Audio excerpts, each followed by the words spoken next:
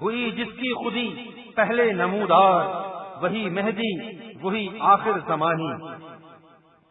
کھول کر آنکھ میری آئینہ ادراک میں، آنے والے دور کی دھندلی سی ایک تصویر دیکھ، لولاک لمحہ دیکھ، زمین دیکھ، فضا دیکھ، مشرق سے ابھرتے ہوئے سورج کو ذرا دیکھ۔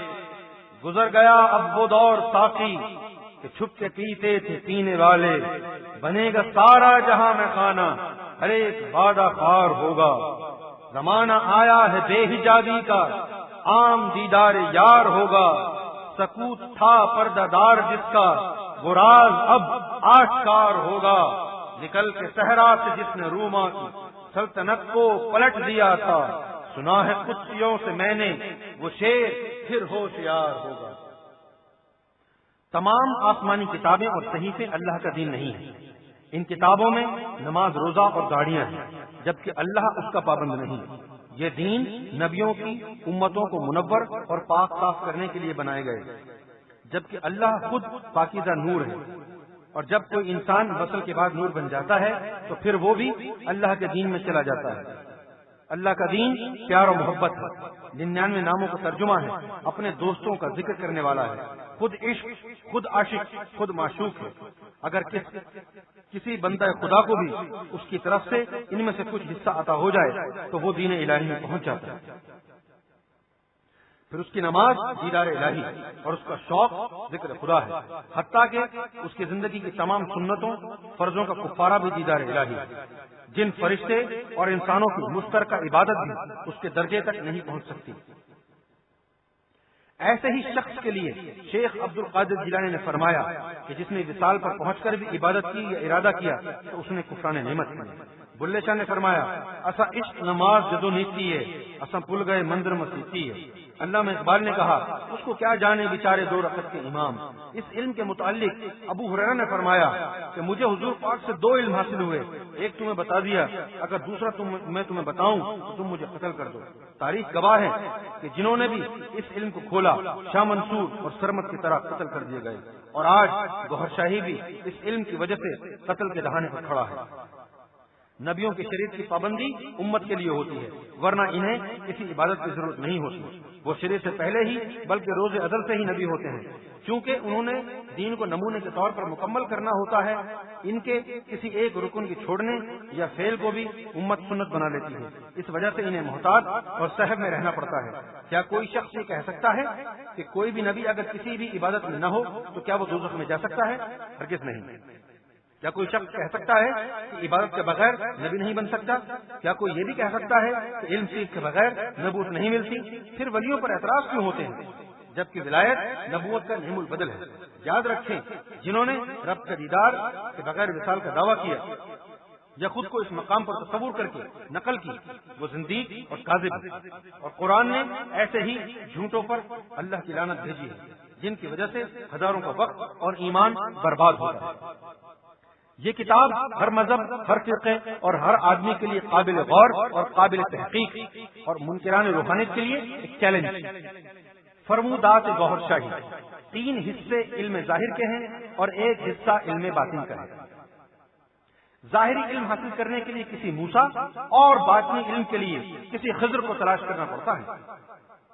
جبریل کے بغیر جو آواز آئی اسے الہام، اور جو علم آیا اسے صحیفے اور حدیث قدسی کہتے ہیں، اور جبریل کے ساتھ جو علم آیا اسے قرآن کہتے ہیں، خواہ وہ ظاہری علم ہو یا باطنی علم، اسے توریت کہیں، زبور کہیں یا انجیل کہیں۔ علماء سے اگر کوئی غلطی ہو جائے تو اسے سیاست کہہ کر چھٹکارا حاصل کر لیتے ہیں، اولیاء سے کوئی غلطی ہو جائے تو اسے حکمت سمجھ کر نظر انداز کر دیتے ہیں، جبکہ نبیوں پر غلطی کا اطلاق نہیں ہوتا۔ جو جس شغل میں ہیں اندر سے ان کی متعلقہ روحیں طاقتور ہیں، اور جو کسی بھی شغل میں نہیں ہیں ان کی روحیں خفتہ اور بے حس ہیں۔ اور جنہوں نے کسی بھی طریقے سے اللہ کا نام ان روحوں میں بسا لیا، پھر ان کا شغل ہمہ وقت ذکر سلطانی اور عشق خدا بندی ہے۔ تب ہی علامہ اقبال نے کہا، اگر ہو عشق تو کفر بھی ہے مسلمانی۔ سچل سائی نے کہا، بن عشق دل بر کے سچل، کیا کفر ہے کیا اسلام ہے۔ سلطان صاحب نے کہا، جس سے عشق پہنچاوے ایمان نو بھی خبر قائم۔ ایسے لوگ جب کسی مذہب میں ہوتے ہیں یا جاتے ہیں تو ان کی برکت سے اس خطے پر اللہ کی باران رحمت برسنا شروع ہو جاتی ہے۔ پھر وہ بابا فرید ہو تو ہندو سکھ بھی ان کی چوکٹ پر، اگر بابا گرو نانک ہو تو مسلم عیسائی بھی ان کے دربار پر چلے جاتے ہیں۔ امام مہدی تمام مذاہب کی تجدید کریں گے، جس طرح حضور پاک کی ختم نبوت کے بعد مسلم میں مجدد آتے رہے اور ماحول کے مطابق دین میں کچھ تجدید کرتے رہے، اسی طرح امام مہدی علیہ السلام کے آنے کے بعد ان مجددوں کی تجدید ختم ہو جائے گی اور سب مذاہب کے مطابق امام مہدی کی اپنی تجدید ہوگی۔ کچھ کتابوں میں ہے کہ وہ ایک نیا دین بنائیں گے۔ فرمودات گوھر شاہی، اگر کوئی ساری عمر عبادت کرتا رہے لیکن آخر میں امام مہدی اور حضرت عیسیٰ کی مخالفت کر بیٹھا، جن کو دنیا میں دوبارہ آنا ہے عیسیٰ کا جسم سمیت اور مہدی کا عرضی ارواح کے ذریعے آنا ہے، تو وہ ولیم باور کی طرح دوزخی اور ابلیس کی طرح مردود ہے۔ اگر کوئی ساری عمر کتوں جیسی زندگی بسر کرتا رہا لیکن آخر میں ان کا ساتھ اور ان سے محبت کر بیٹھا، تو وہ کتے سے حضرت قطمیر بن کر جنت میں جائے گا۔ کچھ فرقے اور مذاہب کہتے ہیں کہ عیسیٰ فوت ہو گئے، افغانستان میں ان کا مزار ہے، یہ غلط پروپیگنڈا ہے۔ افغانستان میں کسی اور عیسیٰ نامی بزرگ کا دربار ہے۔ اس پیادہ زمانے میں مہینوں کی مسافرت پر جا کر دفنانا کیا مقصد رکھتا تھا؟ پھر وہ کہتے ہیں آسمان پر کیسے اٹھائے گئے؟ ہم کہتے ہیں آدم علیہ السلام آسمان سے کیسے لائے گئے؟ جبکہ ادریس بھی ظاہری جسم سے بہشت میں اب تک موجود ہیں۔ خضر اور الیاس جو دنیا میں ہیں ان کو بھی ابھی تک موت نہیں آئی۔ غوث پاک کے پوتے حیات الامیر 600 سال سے زندہ ہیں۔ غوث پاک نے کہا تھا اس وقت تک نہیں مرنا جب تک میرا سلام مہدی علیہ السلام کو نہ پہنچا دو۔ شاہ لطیف کو بری امام کا لقب انہوں نے ہی دیا تھا۔ مری کی طرف 12 خوں میں ان کی بیٹھک کے نشان ابھی تک موجود ہیں۔ ظاہری گناہ کی سزا جیل، جرمانہ، یہ 1 دن کی پھانسی ہے۔ اگر کوئی راہ فقر میں ہے تو اس کی سزا ملامت ہے، جبکہ باطنی گناہوں کی سزا بہت زیادہ ہے۔ غیبت کرنے والے کی نیکیوں سے جرمانہ فریق دوئم کی نیکیوں میں شامل کیا جاتا ہے۔ حرص، حسد، بخل اور تکبر اس کی لکھی ہوئی نیکیوں کو مٹا دیتے ہیں۔ اگر اس میں کچھ نور ہے تو انبیاء اور اولیاء کی گستاخی اور بغض سے چھن جاتا ہے، جیسا کہ شیخ سنان کا شیخ عبد القادر جیلانی کی گستاخی سے کشف و کرامات کا سلب ہو جانا۔ واقعہ ہے کہ جب باعث اسلامی کو پتہ چلا کہ ایک شخص ان کی برائی کرتا ہے تو آپ نے اس کا وظیفہ مقرر کر دیا۔ وہ وظیفہ بھی لیتا رہا اور برائی بھی کرتا رہا۔ ایک دن اس کی بیوی نے کہا نمک حرامی چھوڑ، یا وظیفہ چھوڑ یا برائی چھوڑ۔ پھر اس نے تعریف کرنا شروع کر دی۔ آپ کو جب تعریف کا پتہ چلا تو اس کا وظیفہ بند کر دیا۔ پھر وہ آپ کی خدمت میں حاضر ہوا اور کہا کہ جب برائی کرتا تھا وظیفہ ملتا تھا، اب تعریف کی وجہ سے وظیفہ بند کیوں ہوا؟ آپ نے فرمایا تو اس وقت میرا مزدور تھا، تیری برائی سے میرے گناہ جلتے تھے، میں اس کا تجھے معاوضہ دیتا تھا، اب کس چیز کا معاوضہ دوں؟ مندرجہ برائیوں کا تعلق نفس امارہ سے ہے جس کا امدادی ابلیس ہے، جبکہ تقویٰ، سخاوت، درگزر، صبر و شکر، عاجزی اور انوار الہی کا تعلق قلب صحیح سے ہے جس کا امدادی ولی مرشد ہے۔ جب تک نفس امارہ ہے کسی بھی پاک کلام کے انوار دل میں ٹھہر نہیں سکتے، بے شک الفاظ و آیات کا حافظ کیوں نہ بن جائے، طوطا ہی ہے۔ جب تیرا نفس مطمئنہ ہو جائے گا پھر ناپاک چیز تیرے اندر ٹھہر نہیں سکتی، پھر تو مرغ بسمل ہے۔ نفس پاک کرنے کے لیے کسی نفس شکن کو تلاش کر جو ہر وقت من جانب اللہ ڈیوٹی پر مامور ہوتے ہیں۔ جسم کے باہر کی طہارت پانی سے ہوتی ہے جبکہ جسم کے اندر کی طہارت نور سے ہوتی ہے۔ طہارت کا بغیر گندا اور ناپاک ہے۔ صاف جسم عبادت الہی کے قابل ہوتا ہے جبکہ صاف دل تجلیات الہی کے قابل ہوتا ہے۔ پھر ہی آسمانی کتابیں ہدایت کرتی ہیں پاکوں کو، ہدی للمتقین، ورنہ کتابوں والے ہی کتابوں والوں کے دشمن بن جاتے ہیں۔ مجدد الافسانی مکتوبات میں لکھتے ہیں کہ قرآن ان لوگوں کے پڑھنے کے لائق نہیں جن کے نفس امارہ ہیں۔ مقتدی کو چاہیے کہ پہلے ذکر اللہ کرے یعنی اندر کو پاک کرے، منتہی کو چاہیے کہ پھر قرآن پڑھے۔ حدیث، کچھ لوگ قرآن پڑھتے ہیں اور قرآن ان پر لعنت کرتا ہے۔ بلے شاہ، کھا کے سارا مکر گئے جناد بغل وچ قرآن۔ عابد کو گمان ہے کہ وہ اللہ کے لیے عبادت و شب بیداری کرتا ہے، اس لیے وہ اللہ کے بہت نزدیک ہے۔ عبادت کے بعد تیری دعا صحت، عمر درازی، مال و دولت اور حور و قصور ہے۔ سوچ کیا تو نے کبھی یہ دعا مانگی تھی کہ اے اللہ مجھے کچھ نہیں چاہیے صرف تو چاہیے۔ عالم کو گمان ہے کہ میں قرب خداوندی میں بخشایا ہوا ہوں کیونکہ میرے اندر علم اور قرآن ہے۔ پھر تو دوسروں کو جہنمی کیوں کہتا ہے جبکہ ہر مسلم کو بھی کچھ نہ کچھ علم اور قرآن کی بہت سی صورتیں یاد ہے۔ سوچ، علم کون بیچتا ہے، خود کون بکتا ہے، ولیوں کی غیبت کون کرتا ہے، حاسد، متکبر اور بخیل کون ہے، دل میں اور زبان میں اور صبح اور شام کا اور، یہ کس کا وسیلہ ہے؟ سچ کو جھوٹ، جھوٹ کو سچ بنا کر کون پیش کرتا ہے؟ اگر تو ان سے دور ہے تو خلیفہ رسول ہے، تیری طرف کچھ کرنا بھی بے ادبی ہے، یعنی قاری نظر آتا ہے، حقیقت میں ہے قرآن۔ اگر تو ان خصلتوں میں گم ہے تو پھر تو وہی ہے جس کے لیے گھڑیے نے کہا تھا کہ اگر میں نے یوسف کو کھایا ہو تو مجھے اللہ 14ویں صدی کے عالموں سے اٹھائے۔ صراط مستقیم، جن کے ظاہر درست باطن سیاہ ہیں، مذہب میں کتنا ہے؟ ابلیس کے خلیفے ہیں۔ حدیث، جاہل عالم سے ڈرو اور بچو، جس کی زبان عالم اور دل جاہل یعنی سیاہ ہو۔ دوسرا، باطن درست لیکن ظاہر خراب، ان کو مجذوب، معذور، شکر اور منفرد کہتے ہیں۔ عشق میں عقل ہی نہ رہی تو حساب حشر کیا؟ تریاق قلب۔ مذہب کے لیے پریشانی لیکن اللہ کے قرب میں ہوتے ہیں مگر مزید مرتبہ حاصل نہیں کر سکتے۔ بامرتبہ تصدیق نقالی زندیق، انہوں نے صدر ایوب، بے نظیر اور نواز شریف جیسوں کو ان کے دور حکومت میں ڈنڈے مارے اور گالیاں دی۔ تم کسی صاحب اقتدار کو ڈنڈے مار کر دکھاؤ، یعنی یہ صرف ان کی ذات تک محدود ہے، دوسروں کے لیے نہیں۔ تیسرا، ظاہر درست باطن بھی درست، ظاہر عبادت کے علاوہ قلبی عبادت بھی ہوتی ہے۔ ان کو عالم ربانی کہتے ہیں، یہی منبر رسول اور دین کے وارث ہیں، اور جب کسی کا ظاہر و باطن ایک ہو جاتا ہے تو اسے نائب اللہ کہتے ہیں۔ اگر خواب میں یا روحانی طور پر حج کرتا ہے تو ظاہر میں بھی اس کا درجہ ملتا ہے، بلکہ ظاہری حج سے بہت ہی زیادہ۔ روحوں کی نماز ظاہری نماز کی حیثیت رکھتی ہے، بلکہ کہیں زیادہ۔ اگر ظاہر میں نماز پڑھتا ہے تو باطن میں بھی اس کی نماز معراج بن جاتی ہے۔ یہی لوگ ہیں جسم ادھر روح ادھر، فقر کے محکمے میں ان کو معرف کہتے ہیں، جبکہ عاشق کے لیے رب کا دیدار ہی کافی ہے۔ کچھ لوگ کہتے ہیں دیدار ہو ہی نہیں سکتا، لیکن یہ دیدار والا علم حضور پاک سے شروع ہو چکا ہے۔ بقول امام ابو حنیفہ، میں نے 99 مرتبہ اللہ کو دیکھا ہے۔ باعث اسلامی کہتے ہیں میں نے 70 مرتبہ رب کا دیدار کیا ہے۔ دیدار لطیفہ انا سے ہوتا ہے اور تم انا کی تعلیم اور ذکر سے انجان ہو۔